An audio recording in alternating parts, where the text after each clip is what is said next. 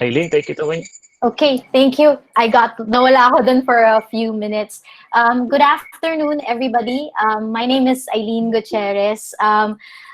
Just like you, I was, well, maybe still an HR practitioner. Although my current role is COO for Ignite 100. My roots have always been in HR, particularly in recruitment, screening, and I've done HR work for a BPO company, a telco company, and then a multinational company in the energy sector before moving into the startup and venture capital industry. Na-meet ko si Sir Sonny, I think 6 years ago in another HR function. Sort of hit it off together because I was a young HR practitioner and I didn't know a lot of things around HR. Very much like what I've heard from many of the people na nandito sa community natin. And so I consider myself as one of his mentee. And I come to him whenever I have inquiries around HR related concerns that I have. And recently, we have found each other again because we kind of like lost touch for quite a while when we both started getting into solving problems that the pandemic has brought us.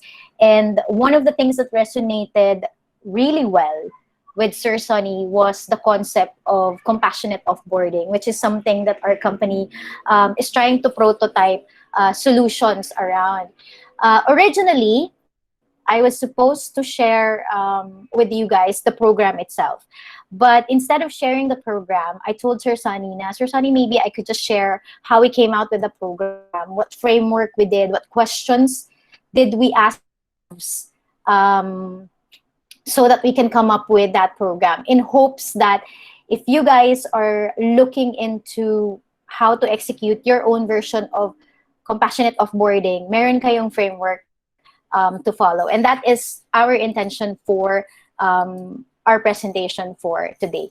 So what I'm going to share would be practices and disciplines around building solutions towards compassionate offboarding. Do we have questions before I begin? Anything you want to clarify? I'm also just checking if my audio is okay. Naririnig niyo po ako? If you can reply via the chat that you can hear me, that would be great. We're good, we're good. We're good. Okay. So thank you so much. So what's the end in mind? What is it that I want to accomplish in the next probably 35, 40 minutes or so, depending on how quickly we'll do this. So collectively, I wanted to be able to, as a community, HR community ni Sir Son, that is brought together by Sir Sonny, I wanted to come up with a definition of what compassionate offboarding is for us. Kasi that's where we also started. We had to define what compassionate offboarding is for Ignite. And I wanted to use that principle for this community. Second, I wanted you guys to experience a methodology that you can use for developing your own compassionate offboarding solution specific to your organization. So those are the two things that I wanted to be able to accomplish in this session. Okay. So what's the process going to be like? So we're going to go through a 2-minute solo workout. So meaning there is a question that I would ask you guys to answer. And then after that, we're going to do a peer exchange. What happens in the peer exchange is that I will pick probably 2 or 3 people from our group to share what their answers are to the solo workout. Sir Sonny, you would need to help me here because the sharing would start with you. And then maybe Sar, if I can, sorry, hindi ka lurker. I am so sorry, hindi ka lurker. And then maybe Sar, you can also help me kasi the way I was hoping to identify who's gonna participate in the peer exchange, yung 2 to 3 people, is they would have to say me in the chat so we can pick them to share yung answer nila. For the rest of you na hindi makaka-share answer, you can type your answer in the chat box also para we can see what you guys have written. So yun yung process natin as we go through itong framework na to for finding solutions around compassionate offboarding as a protocol in your organization. So let's begin. Okay, game na. If you have a pen or paper or if you want to write on your laptop, this is our first solo workout. First and foremost, because my main objective was to come up with the definition of compassionate offboarding in our community, first we need to define what you think compassion is. It starts with there. So what is compassion for you, and what does compassionate offboarding mean to you? I will give you guys 2 minutes to answer that question. And then if you are willing to share your answer, just write me on the chat, and then I'll ask Zari to pick someone to share their answer right after Sir Sunny shares his. Okay, na-click ko na pala yung clock just to let you know. I will let you guys know if the 2 minutes is up.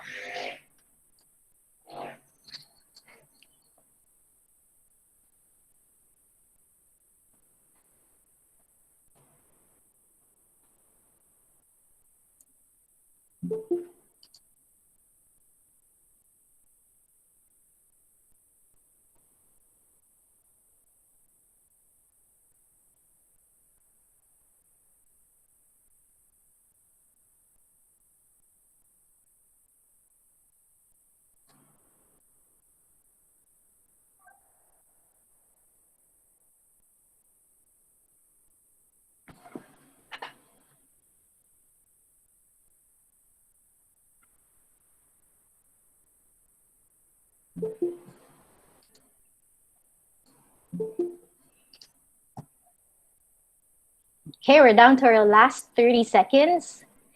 Kung may mga sagot na po kayo, you can start putting them here. I know Miss Erica Aquino said she wanted to share, so let's reserve a slot for Erica. Yung iba po, you can start putting your answers there kung meron na kayo. We're down to the last 25 seconds.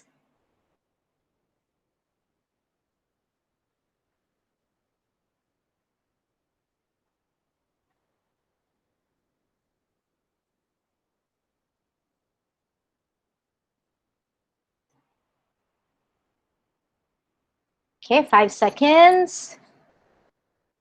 And we're done. So please send your answers over if you're not going to participate in the sharing. So maybe, Sir Sunny, you can start us off in our peer exchange. Can you tell us what you consider, how you define compassion and what compassionate offboarding is for you? For me, when we talk about compassion, it's empathy. Mm-hmm. Compassionate offboarding is basically yung gusto mong gawin sa'yo, yun yung gagawin mo sa iba. Mm-hmm. Mm-hmm. So, empathy is being compassionate plus respect for the human dignity. And compassionate offboarding is what I wanted to be done, how I wanted to be treated. Mm-hmm. Then that's the same approach that I will do to others. Okay. All right. See, Miss Erica? Miss Erica, you can unmute your mic and you can share us your answers to the questions earlier. Okay, thank you for that wonderful question. Anyway, so first, what is compassion for me? Compassion is sincerity, being emphatic, and also I have this Bible verses that serves as career guidance.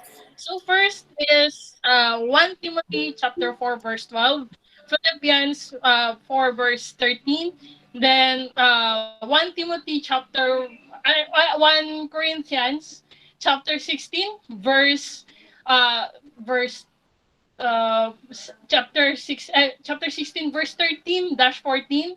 Then last one is 1 Corinthians chapter 13 verse 4 dash 7. To summarize itself, it's all about love, love, and also faith. Being standing on your own faith, being the role model, and being strong on what you are believing for. So being compassion is something like giving out your service, the service as a whole, giving your heart out to the people itself. And also, it's not just the service itself. being compassion for me, I love to go through extra mile. That's what compassion for me. Being able to go through extra mile, Mhm. and also uh, the meaning of compassionate of offboarding for me is one phrase. Do not burn bridges. Mm. Kasi uh, I've been into several troubles before. I admit that. But I learned my lesson when I encountered ito nga, yung previous boss ko, na pinakita niya sa akin what is being a compassionate and being as an future HR practitioner. Yun yung yun yung pinakita niya sa akin na being empathetic, then yung keeping communication, then yung merong mga personal in touches, ganyan. And also, if there's an opportunity, kumbaga parang yung pag-perform ng friendship sa sa sa mga nakasama mo sa work before, which is good. Kasi yun yung yun yung compassionate offboarding for me. Mhm. Yeah. Thank you. Thank you so much. I want to read some of the comments na nandito. Si Miss Lyra daw. Miss Lyra, you wanted to share as well? Is that true? Can unmute your Yes, mic. Go is ahead. that okay? Yeah, go ahead, please. Yeah. Before in my previous company, actually we did this. Compassionate offboarding for me is, understanding the person's what's is been going through and what will he be after. Okay, so for me, compassionate offboarding is making sure that that person will have, being laid off or being terminated is very heavy to the heart, right? But we need to make them understand it in a way na pag alis nila, they will feel na, oy, the company treated me well. Dapat Yes. ganyan eh. Kaya number one mo dapat maging sincere ka. Ako, when I do offboarding talaga, especially when I terminate people, kasi I don't know kung naabutan niyo yung era na to. Pero before kasi ang era, when termination happens, usually inaabangan ng HR sa labas. I don't know if you experience that. Oo, before, I think one of my colleagues nabaril siya because of that. HR siya before. Kasi ang nangyayari kasi dito, we always remove, yung pagiging heart or and soul ng HR when we do termination. Pero dapat hindi. Kasi tandaan natin, when we terminate people or when we lay off people, ang problema, kung may problema man, is sa trabaho nila, but not them as a person. Diba? We should determine that their professional life ang binigyan natin ng, sabihin na natin yung word, quote and unquote, judgment. But never yung personal life nila. Yun yung lagi dapat natin iintindihin. Dapat we made sure that the person, before they leave the company, they understand na ginawa nila ito dahil maybe it's a form of punishment. Right? But you have to make sure na you bless them pa rin in their next endeavor. Hindi mo sila hayaan na, 'di ba? Hindi mo sila hayaan na o bahala ka na diyan sa buhay mo. That's being compassionate and being sincere. Maging honest ka din sa kanila. Kung ano ba yung nangyari, ano ba yung dahilan, at wag mo lang sasabihin na hindi maganda yung sa'yo, hindi maganda yung review sa'yo. No, dapat kung kaya mo nga, i-step by step process mo sa kanila what happened, ano ba yung mga naging tingin, at sana bigyan mo sila ng chance to explain themselves as well. Yun lang naman. Yes, that's good.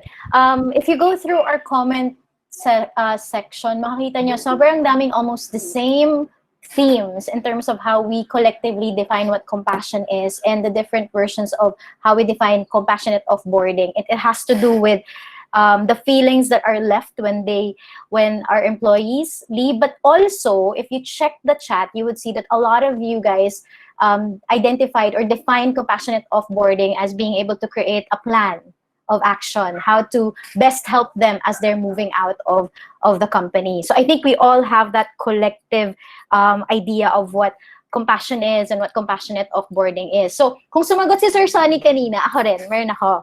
So to me, the way I define compassion is, it's not just empathy, but to me, it's empathy in action.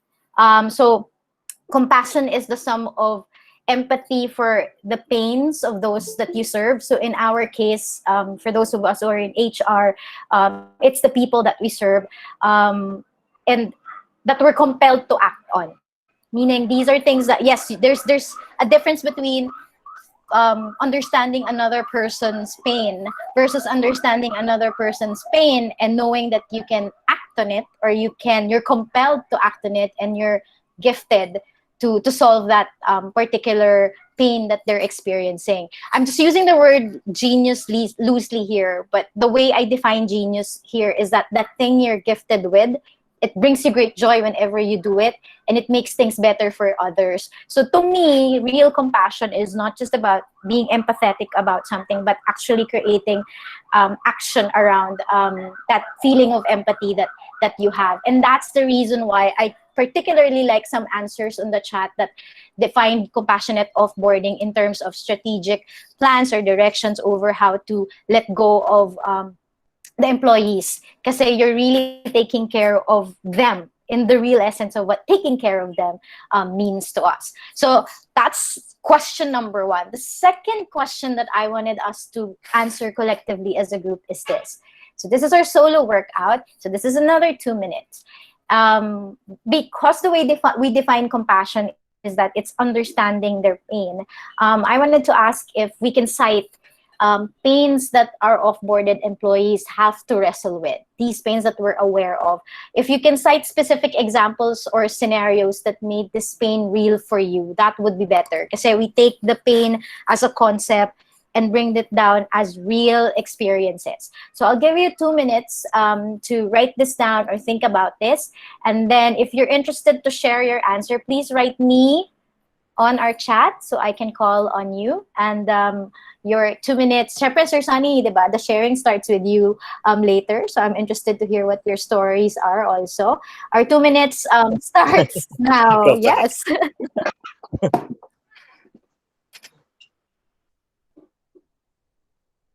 Miss Melanie, the question is, well, it's not a question, it's an instruction. Cite pains that off-boarded employees have to wrestle with, pains that they struggle with the moment they learn that they're going to be off-boarded. What do they worry about? And if you can cite specific examples or scenarios, real stories that made this pain very real for you also, because na-encounter mo siya.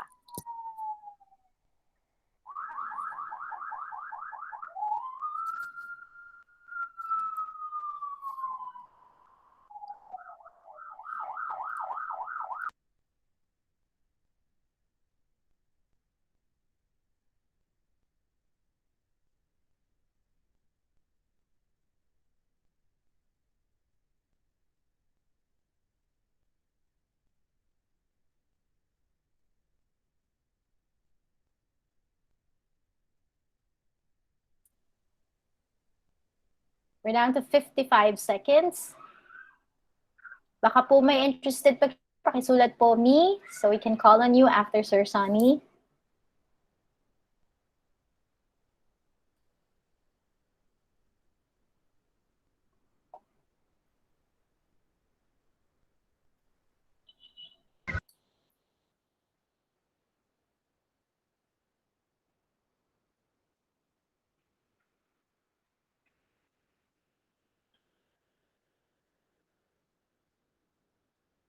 Okay, 20 seconds.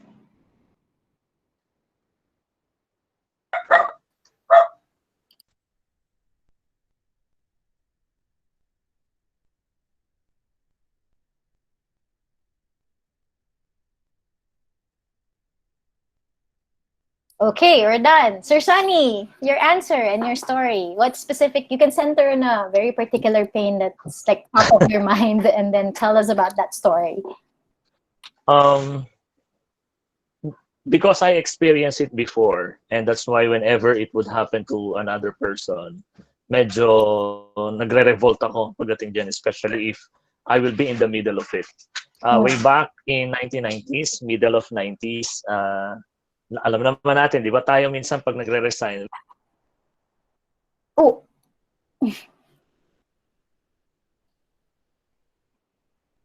Sir Sunny, naka-mute ka. Sorry. Yeah. Hello, check. Yeah. Okay, go. In the middle of 90s, when I was starting then sa career, no?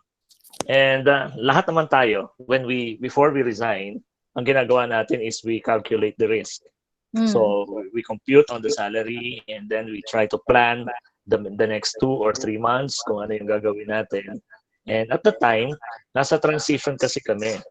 Like, my wife resigned from a private school at nag-transfer siya to a public university. Uh, and little did we know na magiging itong transition na to will brought us into some very challenging situations. Because during the interview, ang ganda ng pangako sa kanya, like this, and like that. So sabi ko, timing, pwede na akong mag-resign habang mag-prepare doon sa next phase. Okay, so nag-resign siya, lumipat siya doon sa public university. Eh dito sa university na to pala, walang plantilla yung in-applyan niya. So it took about a year bago maging plantilla position. And if you are in the government, you know, na pagka wala kang sa plantilla, wala kang sweldo. And the worst part sa situation niya is at the time, yung mga ibang tao, sumusweldo, silang mga professor, sila yung every 3 months ang sweldo. So, eto ako ngayon, nag-resign. So, pag-resign ko, alam ko kung magkano yung matatanggap ko. Sabi ko, malaki yung buffer ko. Because I have this unused leaves, plus meron akong hindi nagagamit na book allowance o learning allowance, plus yung mga 13-month, etc. And the worst part is, hindi binigay sa akin. Oh. So, imagine, nag-resign yung wife ko, tapos we are anticipating na hindi madidisrupt yung flow ng salary, but every 3 months ang salary niya. Tapos here we are transitioning, and I expected na within a week or 2, I will be receiving mine. Pero hindi nangyari yun. Okay? So, 90s is different right now. Noon, it's mas mahirap yung sitwasyon noon compared now, even na meron tayong pandemic ngayon. Okay? It's hard. The situation back then is hard, really hard. So, we went through a lot. Okay? And nagmarka sa akin yung experience na yun. Sabi ko sa sarili ko, I will never ever allow myself to be used in the same situation. Okay? And moving forward, every time na may sasabihin sa akin na tanggalin mo tong taong to, una kong tinatanong, bakit ko kailangan tanggalin? Bigyan mo ako ng magandang dahilan. Okay? Kung hindi ito just cause, then bigyan mo ako ng baon. Sabi ko, the least that we can do is, pag kinausap ko yung tao na last day mo ngayon, lahat ng dapat niyang matanggap, ibigay mo. Okay? Halimbawa, we are violating the person's right to due process, right to security of tenure. Sinasabi ko lagi sa top management, okay? It doesn't come free. You will pay. Ang usapan na lang is, it's either you release money now, or you will release it later. Kaya lang mas malaki gagastusin mo later because of the lawyers and etc. Okay? So lagi akong nanghihingi ng 1 year's worth ng salary nung taong tatanggalin ko. Especially if the person's right to due process and security of tenure is violated. Pero pagka just cause yan, at alam kong nasa position ako, kahit saan kaming lupalop makarating, tinutulfo ako before call lang sa akin yun. Sabi ko pa doon sa mga assistant ni Tulfo, sige, saan pa kayo? Saan nyo gustong i-recommend yung tao? Kung gusto nyo, makita-kita tayo doon sa label kung yan gusto nyo gawin. Huwag nyo akong tatakutin dahil dati na akong takot. Wala na kayong mapipiga sa akin. Alright? Pero pagka sasabihan mo ako na tanggalin yung tao, and it's because of something else, not just cause, teka muna. Okay? I make sure na yung separation niya will be as seamless as possible na hindi niya mararamdaman na siya'y nawala ng trabaho. Namura pa ako ng isang top management. Sabi sa akin, PI ka. Ako nga, ang tagal-tagal ko na dito, hindi ako nakatanggap niyang ganyang amount. Tapos siyang tatanggalin mo, bibigyan mo ng ganyang amount. Eh di wag natin tanggalin. Simple lang naman ang usapan. Diba? Gusto niyong tanggalin, wala naman tayong dahilan. Okay? Sinasabi niyo siya yung weakest link. O di, siya yung weakest link. O sige, sasakyan ko na kung ano yung gusto yung mangyari. Pero I will not allow myself to be used na I will be part of something that is I thought to be unfair and unjust. I will agree with you. We have to make sure that we will compensate the person for violating her right to due process and security of tenure. Una, nananahimik yan na marketing manager sa isang kumpanya. Pinirata ninyo, ginawa ninyo VP. Okay? Tapos ngayon, ilalaglag ninyo dahil siya yung weakest link. Nasaan hustisya? Okay? And ever since, every time, kahit sinong kaharap ko, whether a client because I am a consultant, o back then because I am an employee, ay lalaban ako sa bayan because dumating na ako sa point na kahit na anong piga mo sa akin, hindi na ako matatakot mawala ng trabaho. And to fellow HR people here, okay, just a word of advice, pag naamoy ng top management na takot kang mawala ng trabaho, you will lose your integrity. You will lose your ability to make the right choices. And top management knew it, and they will push you to the limit because they know you would rather compromise than to do what is right. Okay? May isang part ng community lumapit sa akin, sabi niya sa akin, sir, nasa dulo na ako. I just said it quit. Sabi ko, bakit ano nangyari? Huwag ka magre-resign nang tagilid ka sa financially. Kako, mahirap ang buhay ngayon. Sabi niya, sir, mas mabuti na. Nag-usap na kami mag-asawa. Sabi ko sa asawa ko, I do not want to lose my conscience. Sabi ko, ikaw muna ang bumuhat for the next 3 months. Tapos nagsabi siya doon sa boss niya, I am serving you my 30 days notice. Hindi ko na kaya yung ginagawa ninyo. So sweldohan, mamimili lang kayo ng tao na susweldohan ninyo. Tapos yung hindi nyo gusto, no work, no pay. Kinam ninyo yung performance matrix para hindi maabot ng employee, para main sila mismo yung magre-resign. Magpo-floating status kayo dahil ayaw nyo munang magbigay ng separation pay. Pero ang intention ninyo, maghanap sila ng ibang trabaho. Kasi pag nakahanap sila ng trabaho, hindi na sila dapat bigyan ng separation pay. Sabi niya, with due respect, ma'am, sabi ko, hindi ko na kayang sikmurahin yan. Pagkasabi niya noon, okay, hanggang ngayon nililigawan siya na huwag siyang umalis. Siya pa yung nagdikte. Sabi ko, ako ang bagsakan ng sama ng loob ng tao. Subukan niyo, ma'am, nakausapin itong mga taong to para malaman ninyo yung tunay na pulso ng employee. At kinausap nung taong iyon, ng managing director, yung bawat isa na sinabi niya. Now, na nag-threaten siya na aalis, siya ngayon ang pinipigilan, at siya ngayon ang sabi nung management, kung ano yung recommendation niya, yun yung gagawin. Okay? So, sa akin lang, to summarize everything, every time that I will be used as a tool to take advantage of another person, especially kung livelihood yan, alright? Tapos hindi mo tutulungan mag-transition, ayoko ng ganyang usapan. Ayoko ng ganyang usapan. Kung gusto mong maging kasangkapan ako sa pagpapaalis dyan, bigyan mo ako ng isang taong worth ng sweldo ng tao. Hindi ko naman ibibigay lahat yun. Dahil ang tinatanong ko, employee. Okay, what will make you feel comfortable dito sa sitwasyon natin? Siya yung mag-name ng price. Okay, pag lumagpas yung price niya doon sa budget ko, tsaka ako mag-negotiate. But siya yung mag-name ng price. Siya yung tatanungin ko, what will make you feel comfortable during the transition? At saka pag ginagawa ko to, hindi ko ginagawa sa office. Yayayain ko yan na mag-Starbucks o someplace else. Casual. Okay? And doon kami nag-uusap. 2 reasons. Number 1, gusto ko pag nag-uusap kami, I'm not wearing my HR hat. Nag-uusap kami bilang empleyado. Tapos number 2, kung siya magiging emotional, mahihiya naman siguro siya sa publiko. Okay? At umuupo kami doon sa malapit sa guard. Alright? For protection purposes. Okay? Para kung ano ang mangyari, di ba? Then, we are in public and andyan ang security. Okay. But basically, that's who I am. Kaya doon sa mga members na ng GC o who has been working with me for a while, alam nila kung how strong is my conviction pagdating dyan. I will not allow myself to take advantage of another human being. Because I've been there and I feel how bad it is. All right.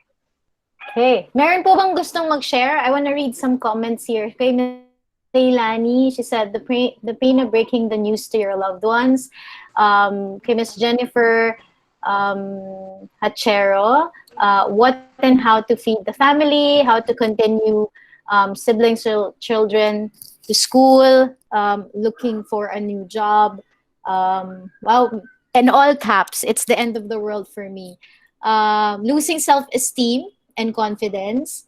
Um, and then kay Miss Letty, when those who need it the most, the ones who have left in life, like maintenance people, have to be put on furlough first because they were considered as non-essential, a term that by itself is painful to hear. Agree. I think that's unfair. Um, Recently, some kay Miss Maria Calyanta, recently some of the employees need to be retrenched in one of the company I worked with. Company rule is first in, first out. There's this one employee na nagmamakaawa na wag na lang siya kasi may anak siyang dumedepende at yung mama niya senior na walang anumang pension, wala siyang partner. So mostly I think the answers are around financial responsibilities, obligations with the family, and then there are certain answers around the pain of people that are let gone, and then they get to question whether is it a concept. Is it about value? Am I not as valuable as I thought I was in the organization? So those are some of the pains that we are aware of, or at least you guys have listed that sa chat. Now, using what you answered there, we're gonna do the third and the final stage here. Pero before yun, ito muna yung sa akin. These are my answers to that question. Pareho din what you guys wrote. So how can I provide for my needs and the needs of my family? This is what I have known for so long. Where do I go from here? What is out there for me? Tapos, syempre, di ba, there's a pandemic. What do I do next? It's not like when I get cut off, I can find jobs immediately. There's actually a lot of like our economy itself is not poised for providing me with alternatives or better alternatives. And then this question of who can help me. So those are some of the pains that I consider as the pains of the people that are off-boarded, that is visible to me and I have experienced. Now, so thinking of these pains and thinking of how we define what compassionate offboarding is, the final solo workout that I wanted to put out there is this. So based on my understanding of their pain and then an understanding of my genius, remember how I define genius. It is the thing that you're good at, number one. Two, it brings you great joy when you do it. Three, it impacts other people. It helps make the lives of other people better.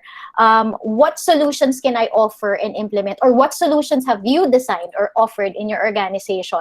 Or solutions that you can push for your organization to implement. Now, the reason why I posted this as a question like this is that I also, because we're prototyping solutions around a compassionate offboarding, I also want to hear what you guys think would be good solutions. So, yung chat natin becomes not just a chat per se, but it's also an opportunity for us to bounce off ideas in terms of what has worked, or maybe something you wanted to try, ideas that you think we should try in the context of compassionate offboarding.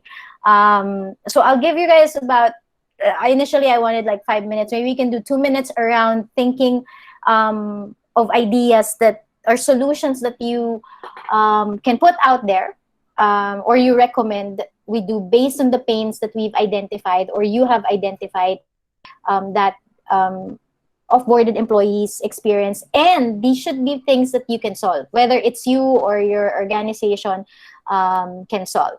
So I'll give you 2 minutes to run through that question and then kindly write them down on our chat. Or if you're interested to share, this time I really would like to hear some people share their thoughts around solutions. It's us to be able to share some of the things that has worked for us or some of the things that we think would be good solutions that we can explore as a community to address this issue. So 2 minutes starts now.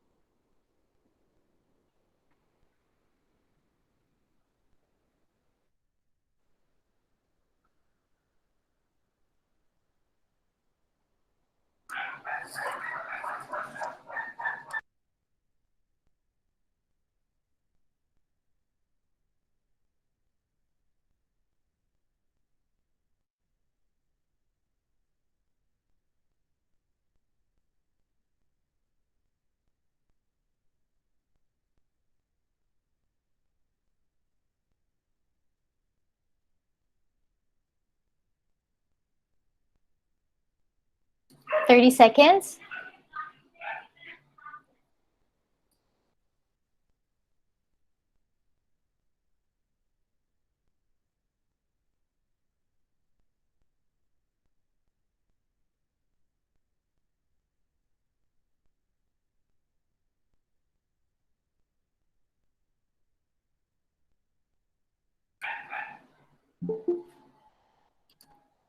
Okay, 5 seconds to go. And we're done. Okay. Is there anyone who would like to share yung sagot nila sa question na to? Like, what are some of the things that you've implemented in your organization, or maybe solutions that you're thinking of to address the pains that we've talked about, or maybe pains that you listed down earlier? Hi, Miss Aileen. Hi, yes. Sino po sila? Ma'am, please introduce yourself. Yes, Miss Aileen. Actually, we have many times to be here with Sir Sunny's eHRKamustahan, ano? Yeah, opo. Yeah. Well, okay.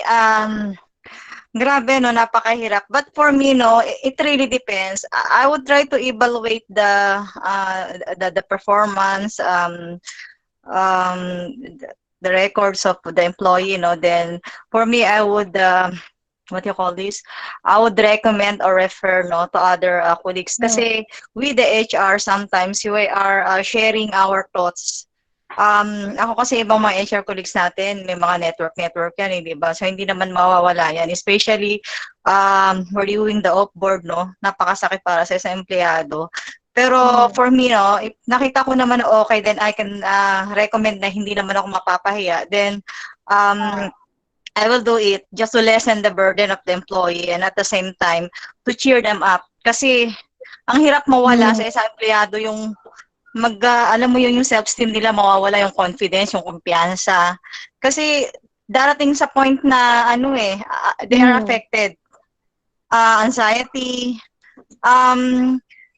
ko lang yung kanina nag-share, totoo yun sometimes, no, na pag si HR nag-lay off, nag-terminate, aabangan ka talaga. This is the reason why, Sir Sunny, if you can notice, no, recognize, my name with some social media is Rhonda Bryan. Kasi ako mismo naka-receive ako ng threat from the family of the employee. That's why every time Sir Sunny told to replace your name, no, for the e-certificate, binabago ko. Kasi ako, I have a lot of threats, no? May mga, kahit anong paliwanag mo sa mga employee, sometimes, ano ang tawag dyan, kinakain sila ng sistema. Even you try to explain well na it's not your, hindi mo kagustuhan, but kagustuhan ni management. Kaya ako hanggat maaari, pag nag-terminate, just like what Sir Sunny did, hinihingi ko yung lahat ng para sa tao. Just in case in 3 months na hindi pa makapag-applyan, at least meron siyang, kumbaga sa baril may bala. The good thing naman with the employer, ayaw niya rin kasi ng ng what you call this, ng hassle with dadaan sa labor, everything. Although sometimes talaga ako, ang dami ko na-encounter na may lapses talaga sa ER, sa employer when terminating people. Kaya ako mismo talagang sumasangga sa employer na bayaran natin what is due to the employee so that everything should be safe. Para hindi tayo ma-labor, yung mga ganong matters. Kasi ako ayoko rin ng headache, Aileen. So, yun lang. Oo, kasi laman ako ng labor eh. Oo, laman ako ng labor talaga, ng NLRC, ganyan. So, tawag dito, talagang sinasangga ko rin. I mean, hinihiyan ko talaga ng, kasi Sir Sunny nga, medyo malaki ako. Tama na sa akin yung 3 months, ikino-contest ko talaga yun. The good thing is, ibinibigay naman. And I tried na yun, ma-recommend sila, no, sa ibang firm, sa ibang mga kakilala ko. Pag naman nabigyan naman sila ng COE, then something na, yung mag-BBI naman, background visit, talagang inaano ko naman, chini-cheer up ko na okay naman sila. However, CER talagang, alam mo yun, nagbawas, etc. So, yung ganun lang. That's it. Yun lang, Aileen. Thank you, Aileen. Actually, marami po kayong kapareho. I think a lot of the answers in the chat revolves around a referral system. Yes. Like our ability to refer them to other fellow HR that we know, or other job opportunities. And then kay Ms. Letty, it was also interesting. She said that apart from you providing them with ideas in terms of earning opportunities, recommending to them what they can do based on the skills and the strengths that they have. So I think a lot of the answers are around referral systems, like providing them with information on where else they can go. Kay Miss Jennifer has to do with ensuring that all their pertinent HR-related documents are readily available. Oo, totoo. Kasi bawas na yun sa worry nila eh. If their COEs, SSS, PHIS, HTMF, it's already there. Their job recos, ready na for them like a toolkit. That makes it a lot easier for them to transition. And then, kay Chini, she talked about the credentials, making sure that they leave the company with good credentials, and the credentials would support them in the next job that they would pursue. So I think these are a lot of really good ideas. Kay Miss Melanie, she said she partnered with local government in Peso to list their names in job placement, diba? So I see that a lot of us have actually considered different things that we can do to help them beyond just paying them, or beyond like clearing them off, or after they're done with their clearance, what else can we do? So there's a lot of examples here in the chat that we can take away if we are still in the stage that we're letting go of people. So ako particularly, the way I designed, kasi right now, diba, we're prototyping a program called Ignite Compassionate Offboarding. So the core of Ignite Compassionate Offboarding is around this. The pain, ako personally, the pain that I was compelled to address, kasi ang dami nun, diba, you gave a lot of things. Ako particularly is, so where do I go from here and how do I move forward? Yun yung pain na gusto kong i-address, kasi yun yung pain na I feel I am gifted to solve. Why? Because ako, so when I was answering this question, the way I answered is, after defining what their pain is, na kaya kong isolve, which has to do with, where do I go from here? How do I move forward? I looked at myself and I assessed my own ability. What's my genius ba? Building, mobilizing teams driven by their own genius, purpose, and service, creating processes, and getting things done. Those are the top 3 core genius or gifts that I have. And how do I intend to use that? So, the Ignite Compassionate Offboarding program, since nasa prototype design model pa lang naman siya, what it composes of is 2 pillars. So 1, transition programs, and 2, deployment opportunities. So transition programs are programs that help them transition into the new normal and pursue this idea of becoming a new professional. Why? Kasi as HR, I think it's also important that we do our research in terms of how the world of work is gonna be after, while the pandemic is happening. I think it's gonna be here for the long time, diba? So what is the world of work like? Because we need to prepare them for that. So we need to provide them information on what the landscape would look like, what skills is needed. Dapat aware tayo kung ano na ba yung mga trabaho na magiging available for them. Anong klaseng work engagement yung magiging available for them, because I don't think the idea of so it would need na, kunyari ngayon, uso na yung gig economy, uso na yung mga racket, diba?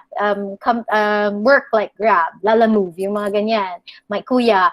Parang yan yung type of work set up exist, freelancers, yung mga ganito.